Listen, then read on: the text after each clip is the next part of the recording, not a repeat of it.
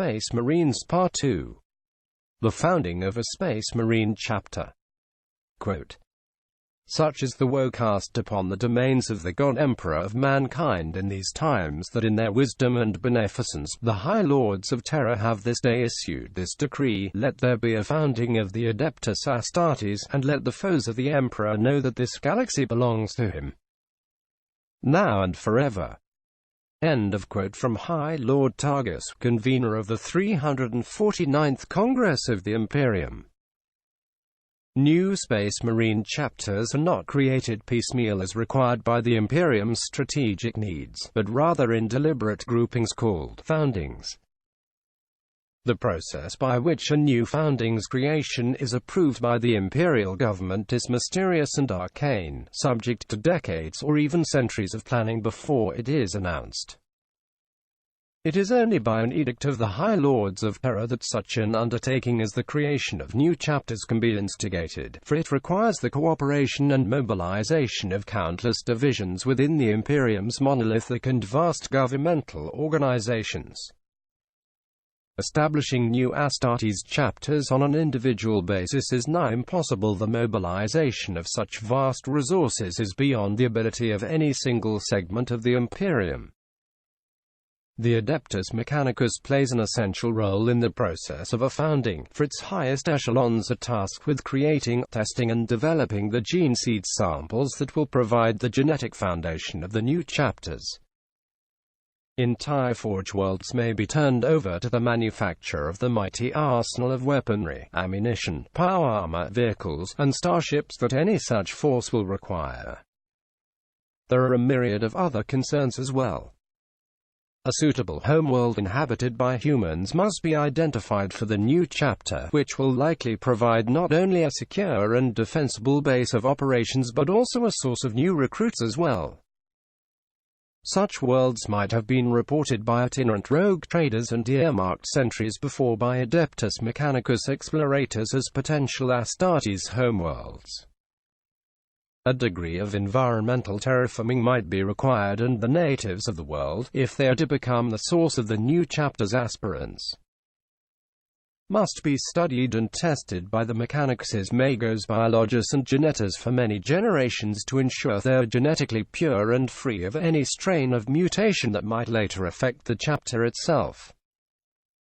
The construction of a chapter's fortress-monastery may be one of the greatest undertakings of all, drawing on the genius of the Imperium's most accomplished military architects and engineers. If the chapter is to be fleet-based, then even more work must be put into the construction of a massive Chapter Barque or an unusually large Battle Barge to serve as the chapter's mobile fortress-monastery and all of the related capital warships and escorts such a highly mobile chapter will require. The already extant Space Marine chapters may also have a role in this process, though to what degree can vary greatly from founding to founding. Many of the first founding chapters maintained close links with chapters created using their own gene seed stocks, and the chapter masters might have a hand in planning future foundings using that genetic material. It is said that the Disciples of Caliban, a Dark Angel's successor chapter, was created following the direct appeal of the Supreme Headmaster of the Dark Angels, an extremely rare request. In the more than 10,000 standard years that have passed since the first founding of the 20 original Space Marine legions by the Emperor, there have been 25 subsequent foundings of new chapters of the Adeptus Astartes, with the most recent, the 26th founding, occurring in the year 738 of the 41st millennium, approximately 250 standard years ago. Even before a new founding is announced, entire generations of Imperial servants may have toiled in preparation. Even once the process has been declared and is underway, it is likely to be at least a standard century before the new chapters are ready to begin combat operations. In times of dire need for the Imperium, fast development has been attempted, but this has often resulted in disaster. Gene seed cultured in haste is likely to degrade or to mutate, and a great many other factors can lead the entire process astray. And there is no foe more dangerous to the Imperium of man than a space marine who has been corrupted by chaos or gone renegade for another reason. Space Marine recruitment. Each chapter of Space Marines has its own methods of recruiting young warriors to fill its ranks. Many are based on a single homeworld and recruit solely from that populace, setting trials and tests for prospective candidates to weed out all but the strongest and the most faithful.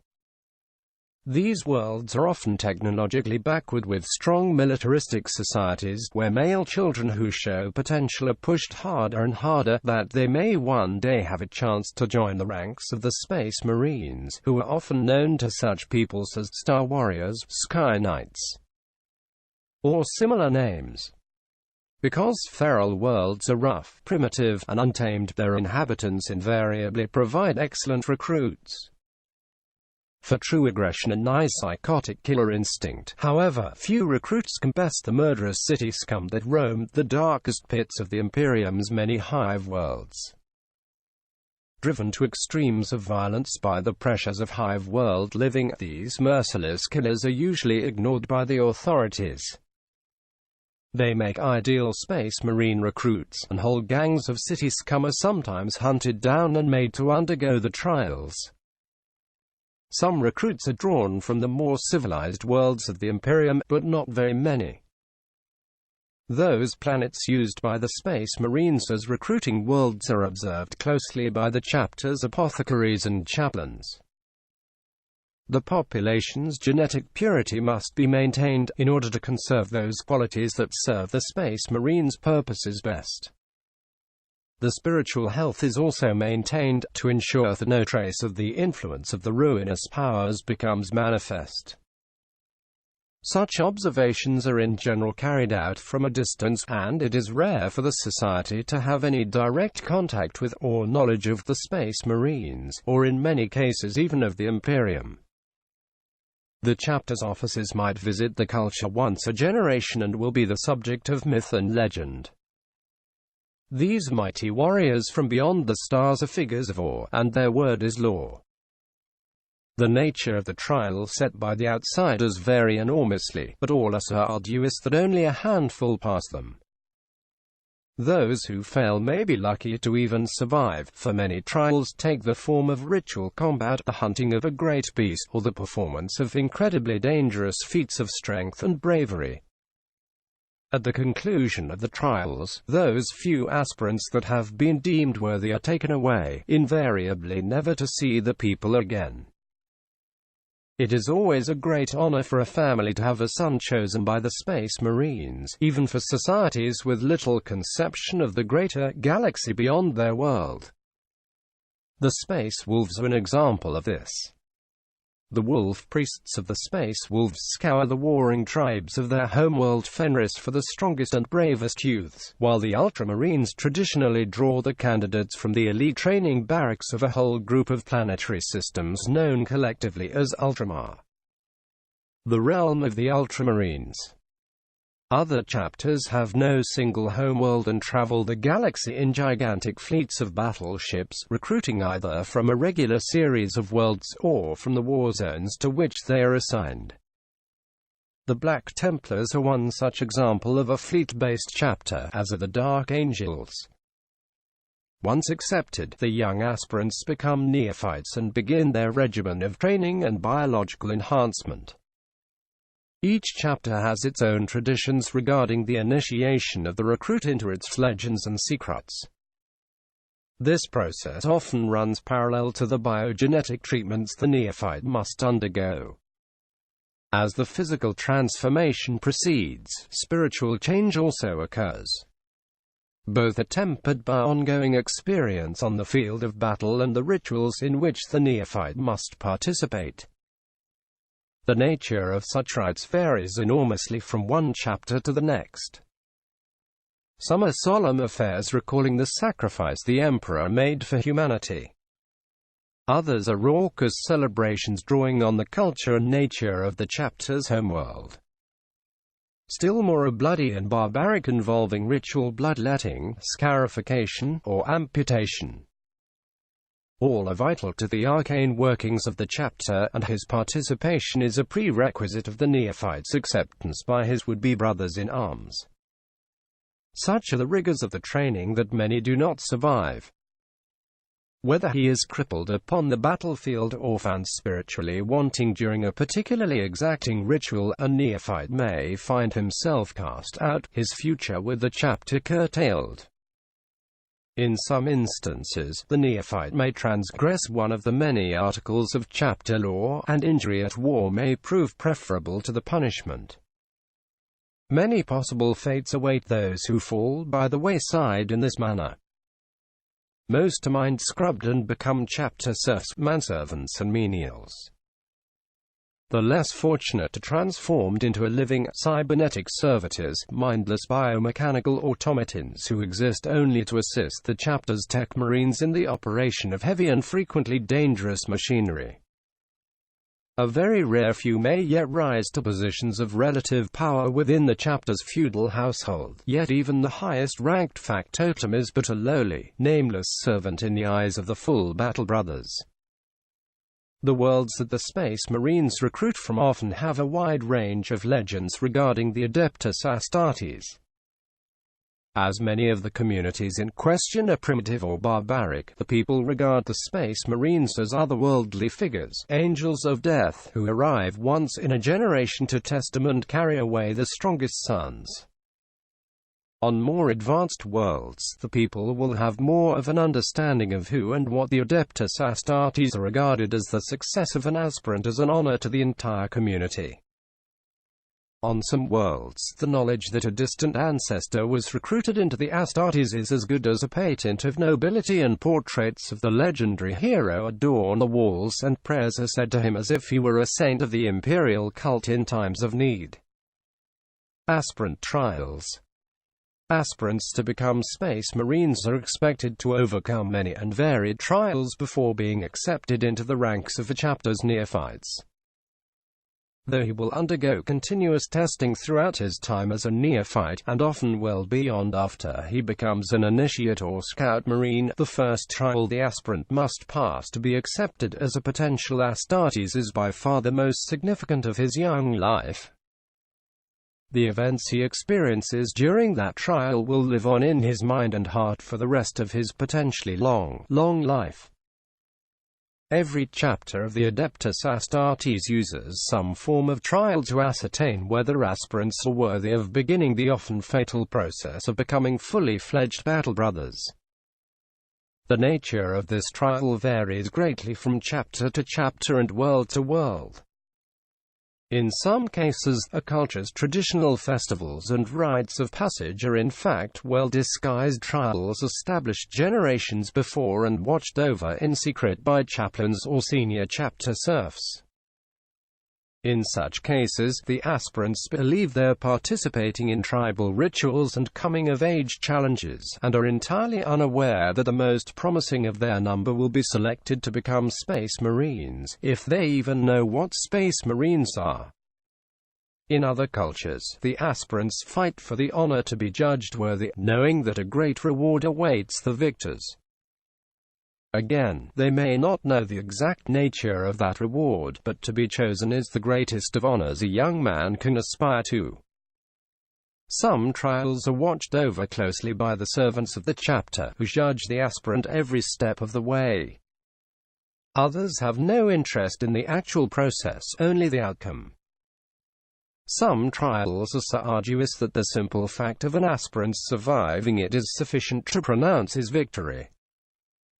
In other cases, the manner in which the aspirant approaches the challenge is judged of more importance than whether or not he completes it. In some cases, the trial is deliberately impossible to complete, and the aspirant's willingness to undertake it regardless is all that matters. The vast majority of aspirants fail the trials, and many of these die in the process, though a failed aspirant who lives through the trial often garners much honor within his culture, his mere survival rendering him a hero and a potential future leader of his people. At the trial's completion, a successful aspirant will be taken away to join the chapter as a neophyte. Sometimes he will find a space marine waiting for him at the conclusion of his challenge and be led into a waiting transport to leave his former life forever. Sometimes he will be afforded the adulation of his people before leaving, enjoying one last night with kith and kin. Many simply awaken in an induction cell, with no knowledge of how they got there or what awaits them. In any case, the successful completion of the trials allows an aspirant to become a neophyte of the chapter, though now he must pass a battery of tests to determine if he is worthy of being implanted with the sacred and life-altering gene seed organs of the Astartes. Blood Duel Trial. One of the most common aspirant trials takes the form of a duel between aspirants, often to the death. The type of duel varies enormously, and every culture from which the Astartes recruit has its own well-established practices. On different worlds, different weapons will be used, or sometimes none at all, as the combatants are expected to pummel, gouge and throttle one another bloody. Feral world tribes might use flint-tipped spears or the shape and serrated fangs of wild beasts. Feudal worlds with a medieval level of technology might use highly ritualized forms of swordplay, while the most advanced Imperial worlds would have access to the full gamut of lethal weaponry. Commonly, a blood duel is fought in rounds, with aspirants facing foe after foe until only a small number remain. If the chapter conducting the trial has need of a large number of recruits, the trial may be ended when a set number of aspirants are left. When the chapter has less need of new neophytes, the trials may continue until only a single battered and bloody challenger remains, the corpses of his enemies carpeting the ground before him. Not all blood duels are to the death, and some have highly ritualistic and specific victory conditions. Sometimes the duel is fought to first blood, other times to the very point of death. The Space Marine apothecaries are capable of rebuilding a crippled body should the aspirant be deemed worthy of acceptance, so most blood duels are brutal, no-holds-barred affairs.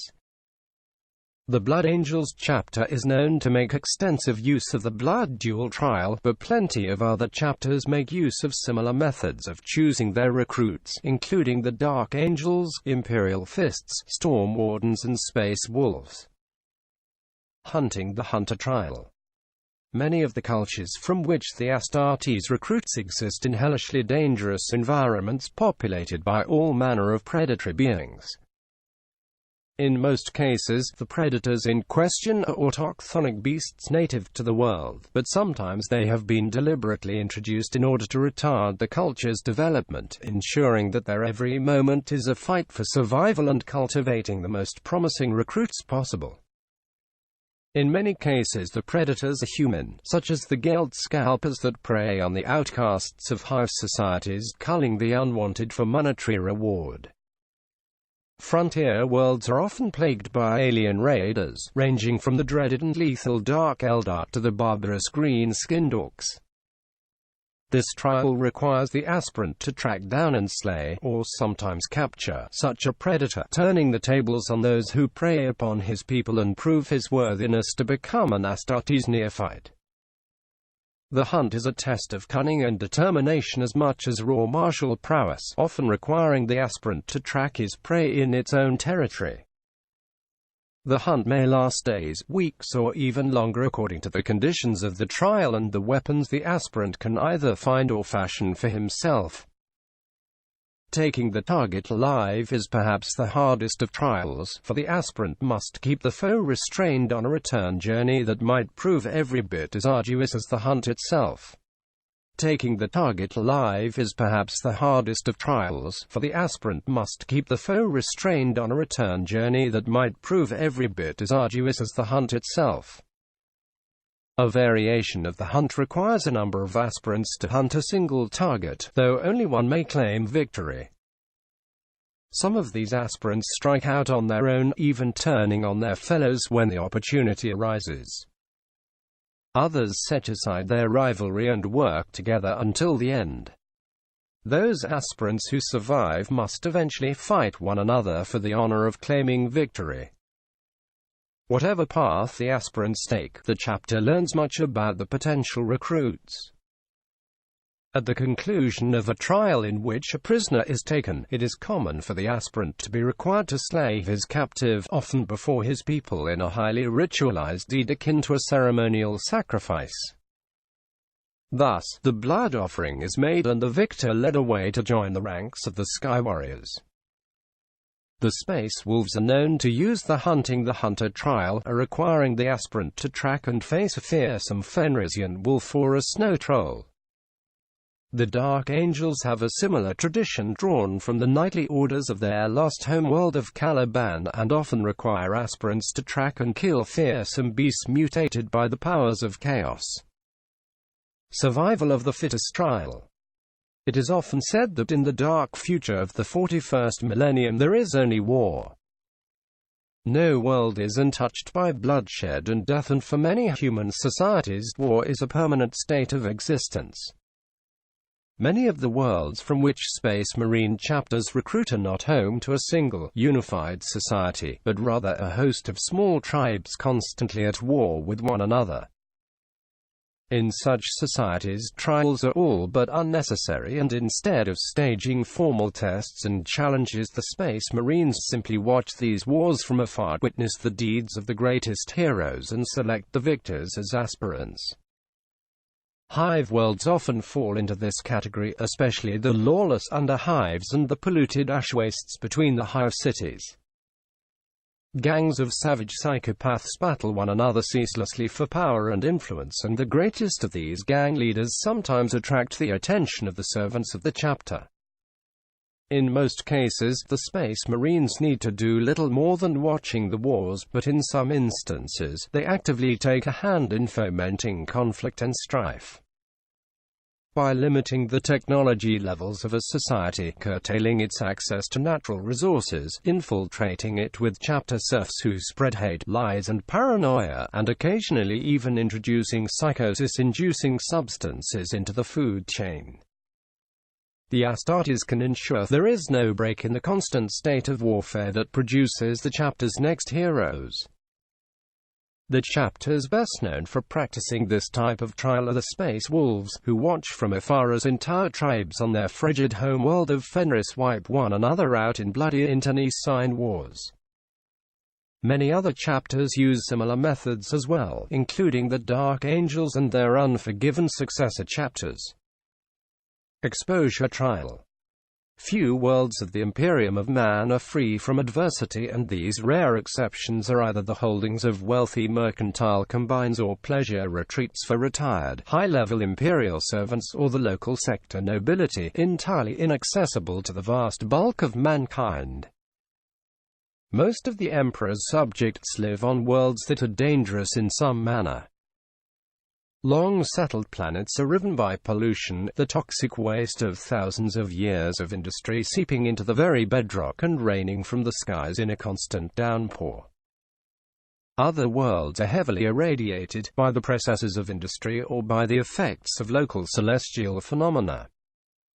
Younger worlds, where mankind's dominion is not yet fully established, are often host to all manner of hostile life forms, including predatory beasts, carnivorous plants, and virulent microbes.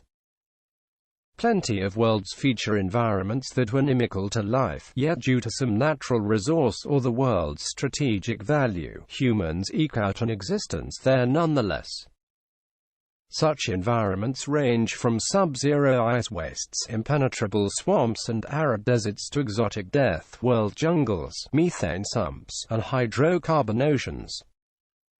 In an exposure trial, the aspirant must go out into such an environment and simply survive for a set period of time. If he is a native of such a hellish place, the aspirant will have some knowledge of how to survive, yet is shorn of all aid and divested of all but the most basic of survival equipment. Communities living in the midst of a death world jungle, for example, rely on total and constant cooperation just to go on existing another day, and none are ever out of the sight of another. An exposure trial in such a place would force the aspirant to go out into the jungle alone and face the terrors of the wild with only himself to rely upon for the first time in his life. Some exposure trials test the aspirant's fortitude in a specific environment. Such trials carried out in an icy waste could involve the aspirant traveling from one point to another, with countless hundreds of kilometers of trackless snow-blasted plains separating the two. Other aspirants might have to cross an entire continent of irradiated ash dunes, traverse an impassable mountain range, swim a predator-infested ocean, or 100 other such challenges. One particularly inventive variation of the exposure trial is one in which the aspirant is taken from his own environment and transplanted into an entirely unfamiliar one. A feral world savage might be deposited in a hive city, for example, or a hive worlder in a predator-infested death world jungle. Many exposure trials are impossible to complete, entailing the aspirant simply staying alive as long as possible. Those who face the impossible without faltering and who survive long past the point they should have perished are recovered by the chapter's apothecaries, often having succumbed but not yet died, and revived, having been judged worthy of becoming an Astartes neophyte. Amongst other types of trial, the ultramarines make extensive use of the exposure trial. In fact, some of the warrior elite of the realm of Ultramar are known to cast newborn infants into the wilderness in order to test their resilience. The Space Wolves use similar methods, as do many other chapters. Knowledge of self-trial. The horrors that a space marine will witness during his service to the Emperor are sufficient to destroy a normal man's sanity, and those witnessed by the Battle Brothers who serve in the special Astartes units like the Grey Knights and the Death Watch are more horrifying still. Many chapters consider the aspirant's spiritual and mental capabilities every bit as important as his physical characteristics and impose trials not of the body, but of the mind. There are hundreds if not thousands of ways in which a chapter can test an aspirant's inner strength. One method is a vision, imposed by way of psychic intrusion by one of the chapter's librarians. The aspirant may be plunged into a trance-like state during which he is subjected to all manner of horrific visions or irresistible temptations. He faces creatures dredged up from his own nightmares and phantoms seeded in his mind by the librarian, who presides over the trial and judges the aspirant's very soul. Some trials are far cruder. The aspirant is simply administered some powerful psychoactive concoction, often distilled from the venom of local predators or the sap of rare plants. Under the influence of such drugs, the aspirant must face the very worst his own psyche can produce, terrors often far worse than a librarian could implant. Many die under the sheer stress and trauma placed on their hearts during the process, and those that survive will be utterly changed physically as well as mentally. Another common variation of this trial is exposure to pain.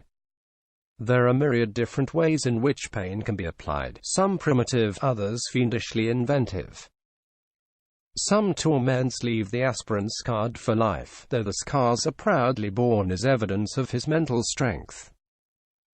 Others, such as the infamous pain glove used by the Imperial Fists chapter, leave no marks, interfacing directly with the aspirant's nervous system and keeping his conscious long past the point he would otherwise have passed out. Though the Imperial Fists are the best-known practitioners of this type of trial, many other chapters use it too, especially those that recruit from feral societies with strong shamanic tendencies. The Black Templars use similar methods but eschew the use of drugs or technology, instead requiring an aspirant to fast or pray for days on end until a similar effect is achieved. Challenge trial. A trial used by a smaller number of chapters. The challenge requires the aspirant to fight a duel or compete in some other manner against a full Astartes. In truth, none expect the aspirant to better a full battle brother, and his success is more often measured in the degree of his failure. Very occasionally, an aspirant does manage to beat an Astartes, and when this happens it is not uncommon for the individual to go on to become a legendary hero of the chapter. Many challenge trials involve a test of martial skill, with the aspirant fighting an armed duel against a battle brother. It is usual for the aspirant to be armed and the Astartes to fight with his bare hands and probably without his power armor, yet still, the aspirant has virtually no hope of victory. Most challenge duels end in the death of the aspirant, for even an unarmed, unarmored Astartes is a giant compared to the young adolescent challenger and well able to slay him with a single blow, intentionally or not. Other challenge trials involve contests of strength, stamina, speed, skill or mental strength. The trial might range from the lifting of impossibly heavy loads to the imbibing of toxic substances. As with a duel, this type of challenge trial can often prove deadly. In both cases, however, an aspirant that has failed the trial, yet performed to the chapter's satisfaction, is rescued from the jaws of death by the chapter's apothecaries and judged worthy of progressing to the rank of neophyte. Several chapters are known to make use of the challenge trial, including the Ultramarines, Imperial Fists, Storm Wardens and Iron Snakes. Gene Seed. The gene seed of an Astartes is the foreign genetic material originally engineered using one of the Primarch's genomes as a foundation. The gene seed develops into the special organs that are then implanted into a potential Space Marine's body. These gene seed organs are responsible for most of a Space Marine's physical enhancements over baseline human capability. All Space Marine gene seed was originally cultivated by the Emperor himself from the DNA of the Emperor's 20 genetically engineered sons, each son being the Primarch of one of the 20 Space Marine legions of the first founding, and is a rare and precious resource for the Space Marines of the Imperium, even in death. The biotechnology necessary to create new gene seed has long been forgotten or lost to humanity. Therefore, it must be cultivated from dead, dying Astartes warriors and returned to the chapter's apothecaries, who will oversee the creation of new Astartes from the chapter's raw recruits. The gene seed is the very essence of a Space Marine chapter, and it carries each of the characteristics that are particularly unique to a given chapter, be they mental, physical, spiritual, or martial. Unfortunately, Space Marine gene seed is vulnerable to mutations over time, which can phenotypically manifest in various ways. In addition, there are various genetic flaws that have developed in the gene seed, a majority of which derive from the particularities of each Primarch's genetic code. It is these mutations that led to the emergence of the flaws in the Blood Angel's gene seed, specifically the susceptibility to the conditions known as the Black Rage and the Red Thirst, the mark of the wolf, and for the Space Wolves, or the rapidly increasing rate of mutation that afflicts the Renegade Soul Drinkers chapter. It must also be noted that the presently existing Space Marine chapters are more numerous than the original 20 Space Marine legions, excluding those 2 legions that were removed from Imperial records.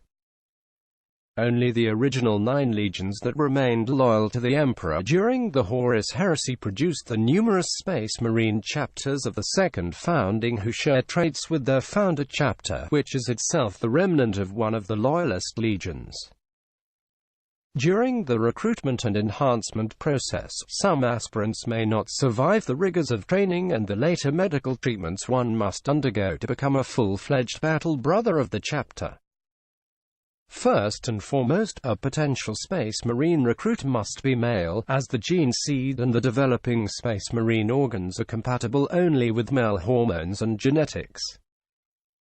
Trying to implant a woman with Space Marine gene seed would result only in a painful, agonizing death. These 3 following requirements also apply.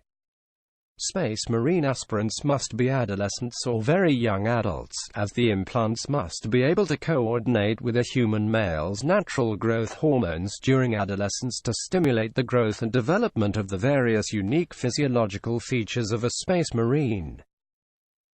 In specific terms, the recruit must be about 10 to 16 Terran standard years of age, although the process has been documented to still work in recruits as old as 20 as long as they have not yet reached the full adult growth. Much like a blood transfusion or organ transplant, there must be immunogenetic compatibility between the recruit and the implants, otherwise, organ failure may result, causing the recruit to die or simply degenerate into a state of madness as their own tissues come under autoimmune attack. The mental state of a potential Space Marine must also be susceptible to the various training and psycho-conditioning regimes of the chapter and cannot already be tainted by the ruinous powers of chaos. These three main criteria bar all except a minuscule percentage of human males within the Imperium of man from becoming Space Marines. If all the tests prove successful, the Space Marine recruit transforms from a neophyte into a Scout Marine or even a full initiate depending on the chapter's individual organization. The recruit is then taken to live at the chapter's fortress-monastery where he is instructed in the ways of battle and taught the values and history of the chapter. At this stage, organ implantation, psycho-conditioning, and physical training begin. Each step in this stage has its own dangers, ensuring that only the truly worthy initiates become Space Marines. After several years of training, conditioning, and implantation surgeries, the initiate becomes a true Astartes, undergoes his rites of fire in his first combat action, and becomes a true battle brother of his chapter. Implantation of Astartes organs. Quote, "Give me the scout as a boy, and I'll give you the battle brother as a man." End of quote from veteran Scout Sergeant DVAN score of the Storm Warden's chapter. 19 genetically engineered organs grown from the chapter's gene seed are implanted in a neophyte's body to further bolster his combat and survival ability should he live to become a full battle brother and initiate of the chapter. Many of these organs are cultured in vitro from the gene seed, whilst others require that the gene seed be injected into the aspirant's body and then grow into a new organ using the implantee's own physiological processes. All Space Marine chapters use the gene seed organs to unleash and control the metabolic processes that transform an ordinary mortal into a Space Marine. The gene seed itself is encoded with all the genetic information needed to reshape ordinary human cell clusters into the special organs Space Marines possess in those instances where they are not directly implanted after being cultured outside the body. The gene seed contains genetically engineered viral machines which rebuild the male human body according to the biological template contained within it and created by the Emperor. However, even from the beginning of the Astartes' existence, there was never a set way to activate these transformative functions of the gene seed. During the first founding of the 30th millennium, when the Space Marine legions were first created, the process was still highly experimental and many different ways of controlling and managing the transformation from mortal into Astartes were tried. This led to the Space Wolves using the ritual known as blooding, the Imperial Fists using the process known as the Hand of Faith, the White Scars conducting the rites of the Risen Moon, and the Blood Angels using the ritual of insanguination. Each implant has a high margin of catastrophic metabolic failure and physiological rejection, and so only a small number of neophytes live to become initiates of the chapter and enter the 10th Company as Scout Marines. Many chapters have lost the knowledge needed to culture new versions of some of these implants, and therefore must ensure this gene seed is recovered from dead battle brothers. Amongst the crucial implants are the interface, better known as the black carapace, and the progenoid glands, without which a chapter would die out fairly quickly. The gene seed organs must be implanted into an adolescent human male for the process to have the greatest chance of success no later than his 16th year, though it is medically possible to begin the process as late as 18 standard years of age before full growth has been reached in the early 20s. However, a gene seed organ implantation procedure done at this late stage in the boy's growth will as likely kill him as not. In general, most Space Marine chapters prefer to begin the process sometime between the ages of 10 and 14 years. The full list of 19 gene seed organs, presented in the order in which they must be implanted within a Space Marine neophyte, is as follows. Secondary heart, the maintainer. This is the first and least difficult implant to install. The secondary heart increases blood supply and pumping capacity and is capable of taking over entirely should the primary heart fail. It may also pump steroids and adrenaline into the first primary heart to give the Astartes an extra rush of energy on the battlefield. Os modular, the iron heart. This implant strengthens and greatly accelerates the growth of the skeleton of a Space Marine by inducing his bones to absorb a ceramic-based mineral administered in every Astartes neophyte's diet. Within 2 years after the surgery, the Space Marine's skeleton will be larger and exponentially stronger than a normal man's, with growth having topped out at around 7 to 7.5 feet in height with an equivalent amount of skeletal-muscular mass. An Astartes ribcage will also be fused into a solid bone plate to provide greater protection from injury for the internal organs. Biscopia, the forge of strength, implanted into the chest cavity. This implant massively bolsters skeletal-muscular development and muscle fiber density throughout the Astartes body by unleashing a wave of human growth hormones. This gene seed organ is commonly implanted at the same time as the os modular, since it is necessary to successfully regulate the os modular's hormonal secretions, and it will also regulate the hormonal changes caused to the new Astartes body by many of the other gene seed implants. Hemostarmin, the blood maker, implanted into the main blood vessel like the aorta, femoral artery or the vena cava. The hemostarmin alters an Astartes blood's biochemical composition to carry oxygen and nutrients more efficiently. The actions of the hemostarmin turn a Space Marine's blood a brighter shade of red than that of normal humans because of its greatly increased oxygen-carrying capacity. It also acts to biochemically regulate the actions of the second and third gene seed implants, the os modular and biscopia. Laraman's organ, the healer, shaped like the human liver but only the size of a golf ball. This gene seed organ is placed within the chest cavity and manufactures the synthetic biological cells known as Laraman cells. These biosynthetic cells serve the same physiological purpose for an Astartes as the normal human body's platelets, serving to clot the blood lost from wounds, but they act faster, more efficiently and more effectively. When a Space Marine is wounded and incurs blood loss, Laraman cells are released by his circulatory system, attached to the body's normal leukocytes, white blood cells.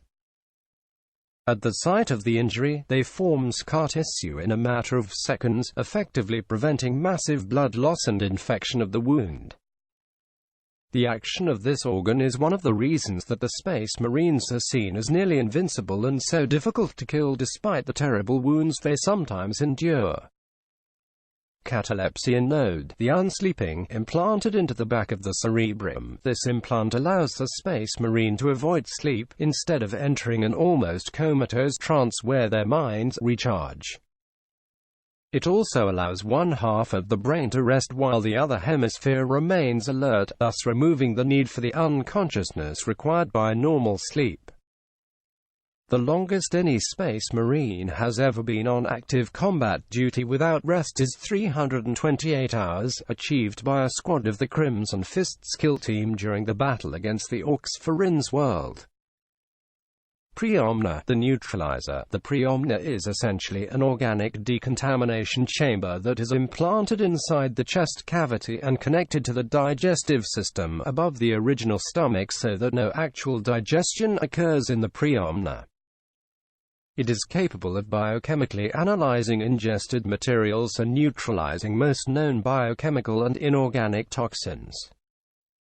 The preomna enables the Astartes to eat normally inedible substances and resist any poisons he may ingest. Homophagia, the remembrancer, implanted into the upper spinal cord so that it becomes a component of the central nervous system. This organ is designed to absorb information and any DNA, RNA or protein sequences related to experience or memory. This enables the Space Marine to gain information in a survival or tactical sense simply by eating an animal indigenous to an alien world and then experiencing some of what that creature did before its death. Over time, mutations in this implant's gene seed have given some chapters an unnatural craving for blood or flesh. Multi-lung. The imbiber, the multi-lung, is a third lung implanted into an Astartes' pulmonary and circulatory systems in the chest cavity that is able to absorb oxygen from environments usually too poor in oxygen to allow normal human respiratory functioning. Breathing is accomplished through a sphincter implanted into the trachea, allowing all three lungs to be used at full capacity. In toxic environments, a similar muscle closes off the normal lungs, thus oxygen is absorbed exclusively by the multi-lung, which then filters out the poisonous or toxic elements. Oculobe. The eye of vengeance. Essentially, the oculobe is a gene seed organ that enhances an Astartes' eyesight after being implanted along the optic nerve and connected to the retina, granting him an exceptional vision and the ability to see normally in a low-light environment. Liman's ear. The sentinel. This gene seed organ implant renders a Space Marine immune to dizziness and motion-induced nausea and enables an Astartes to consciously filter out white noise, or resist other sonic attacks. Susan membrane. The hibernator. This implant allows the Space Marine to enter a catatonic or suspended animation state and is implanted within the brain near the pituitary gland as a part of the body's endocrine system. It can allow a mortally wounded Astartes to survive his injuries, and bring the metabolism to a standstill until he can receive full medical care. Only the appropriate chemical therapy or hypnotic autosuggestion can revive a Space Marine from this state. The longest recorded period for this form of hibernation was endured by battle brother Silas of the Dark Angels chapter, who was in Susan hibernation for 567 standard years. Melanochrome, linked into the endocrine system via the lymphatic system. This gene seed organ alters the pigment cells in the skin, which allows the Astartes' skin to shield him from otherwise dangerous levels of radiation and heat. Different levels of radiation cause variations of skin color in different chapters due to mutations in the melanochrome organ's gene seed. This can be related to the unusually pale skin of the Blood Angels and the successor chapters and the dark black skin and red eyes of the Salamanders. Oolitic kidney, the purifier. This gene seed organ works in conjunction with the preomna, filtering the blood to remove toxins that have been ingested or breathed into the body. However, this detoxification process renders the Astartes unconscious once it begins, so it can be very dangerous if required during combat.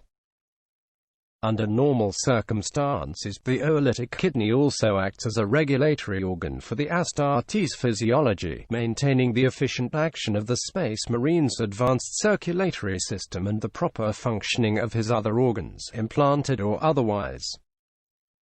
Neuroglottis, the devourer. This gene seed organ implanted in the mouth allows an Astartes to biochemically assess a wide variety of things simply by taste or smell, biochemically testing various objects for toxicity and nutritional content, essentially determining if the substance is edible or poisonous.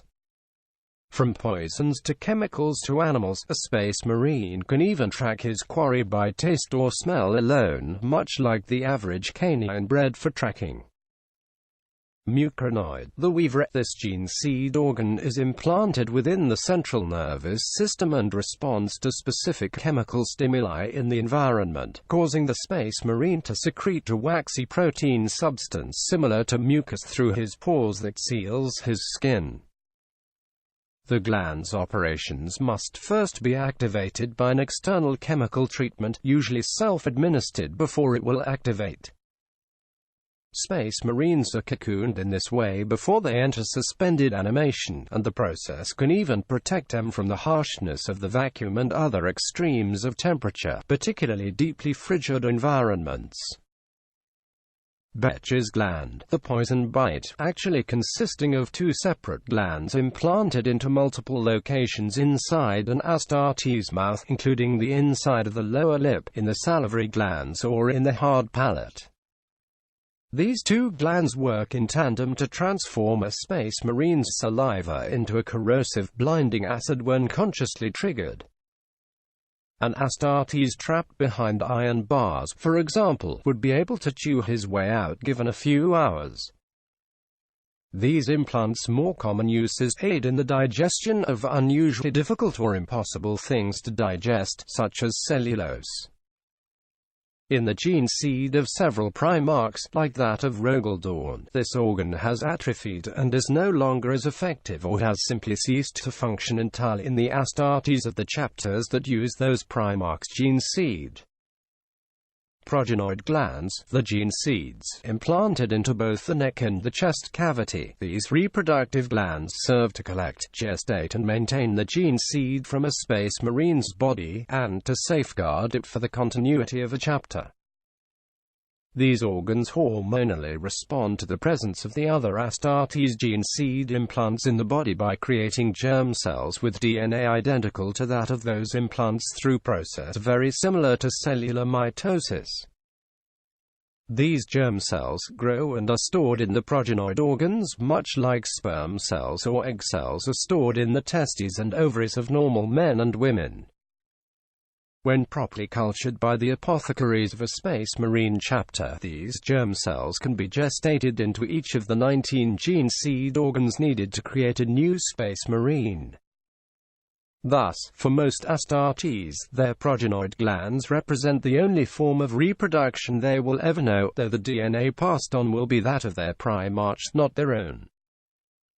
The neck gland can be removed after 5 years, and the chest gland after 10 years. Both are then used to create new gene seed organs for the development of the next generation of space marines. The black carapace interface, the last and possibly most important of all gene seed implants. This neuroactive, fibrous organic material is implanted directly under the skin in the chest area of the hardened and shell-like rib cage of the Astartes neophyte. Invasive fiber bundles that serve as neuron connectors then grow inward from the implant and interlink with the space marine's central nervous system. Points pre-cut into the carapace before its implantation by the apothecary are effectively neural connection points, allowing an Astartes to directly interface his central nervous system with his suit of power armor's machine spirit so that the suit can provide enhanced protection and combat maneuverability unavailable to an unaltered human wearing the same armor. Throughout the implantation process, a space marine neophyte must undergo multiple regimens of chemical and hypnotherapy treatments in order for the implanted organs to develop normally and function properly so that they integrate without mishap into the new Astartes physiology. Too many neophytes have been lost during the implantation process as the bodies proved critically unable to meet the new biochemical and hormonal stress being placed upon them. For these unlucky individuals, the only recourse is usually euthanasia or being reduced to a mindless cybernetic servitor who can still prove to be of at least marginal use to the chapter. The full course of implantation surgeries begins under ideal conditions between the ages of 10 to 14 years are. Age 10 to 14, the secondary heart, osmodula and biscopia are implanted, with the osmodula and the biscopia usually being implanted during the same surgical procedure. Age 12 to 14, the hemostamen and the Laramens organ are implanted. This surgery can be difficult for neophytes at the older end of this age range, who have less time to recover from the previous surgeries and the effects of the implants upon their rapidly growing adolescent bodies. Age 14 to 17, once the catalepsia node is implanted at the 6th stage of the process, the neophyte begins his hypnotherapy conditioning in the device known as a hypnomat. Age 14 to 16, the preomna, hemophagia, and multi-lung are all implanted within the neophyte simultaneously in the same surgical procedure sometime during this age range, but after the catalepsia node has been implanted and hypnotherapy has already begun. The oculobe, Lymansia, and the Susan membrane can also be implanted at any time during this age range, also usually during the same surgical procedure. Age 15 to 16, the melanochrome, oolitic kidney, and neuroglottis are ideally implanted during this age range, all during the same surgical procedure. Age 16-18, the remaining gene seed implants, the mucranoid, Becher's gland, progenoid glands, and the black carapace, are implanted in that order at any time between the ages of 16-18 standard years. The idea is to be able to introduce a neophyte into a chapter's company of scout marines by the time his adult growth has been reached, usually around 18 years of age.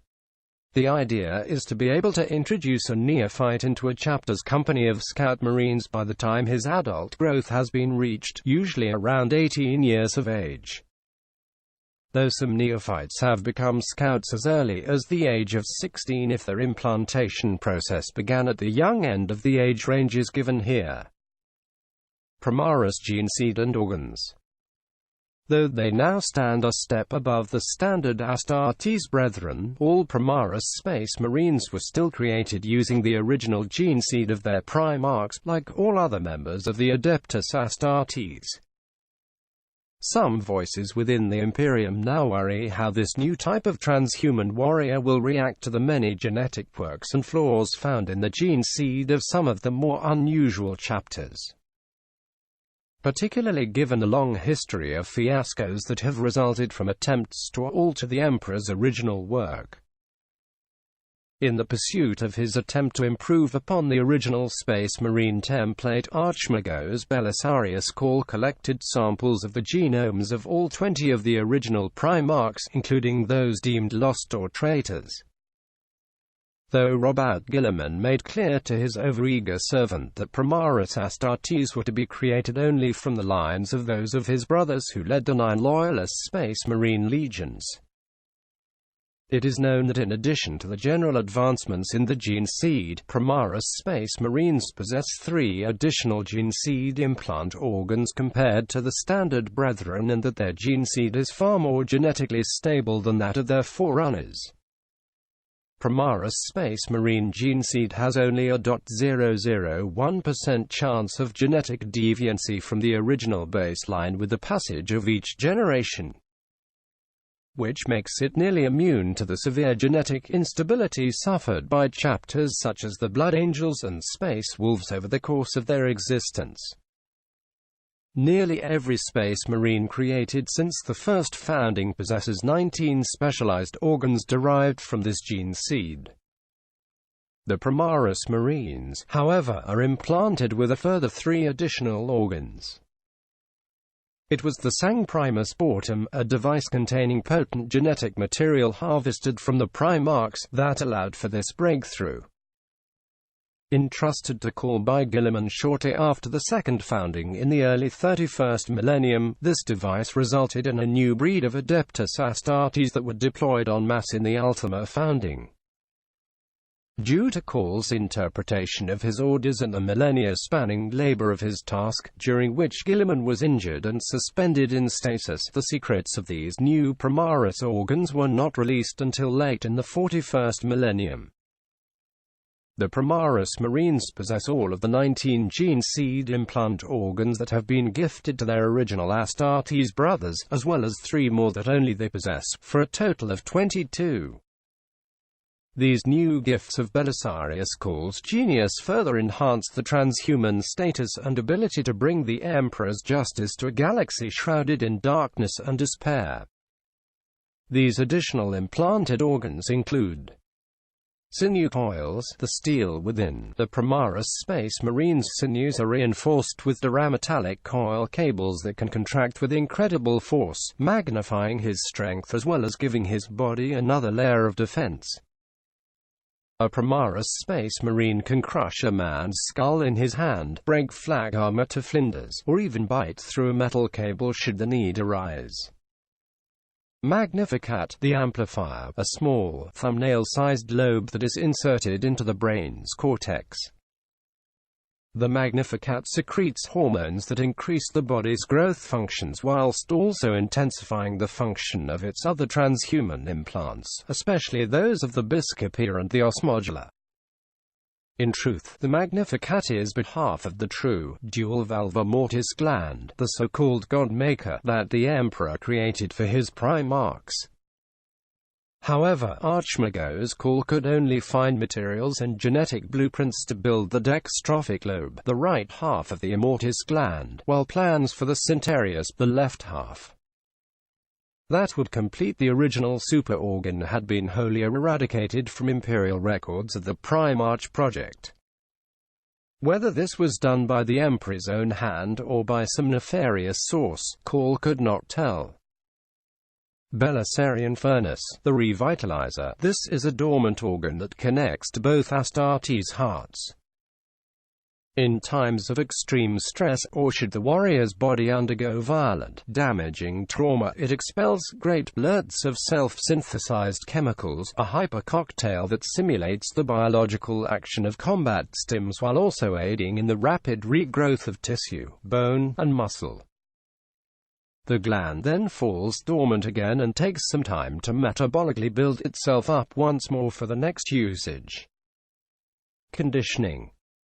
In addition to the extensive implantation process for the gene seed organs, the Astartes neophyte undergoes chemical treatment, psychological conditioning, and subconscious hypnotherapy, all the while spending every waking hour honing his combat skills with ceaseless battle training.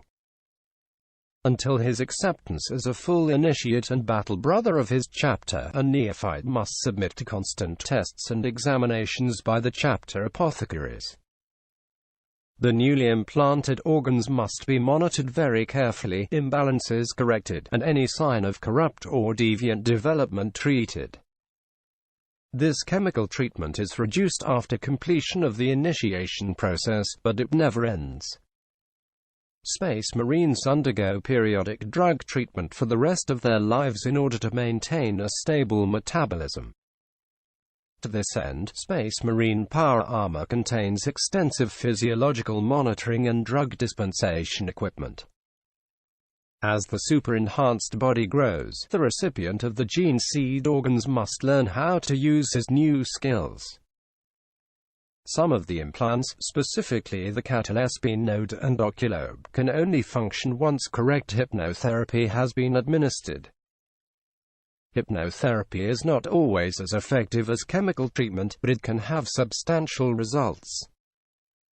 If a Space Marine can be taught how to control his own metabolism, his dependence on drugs is lessened.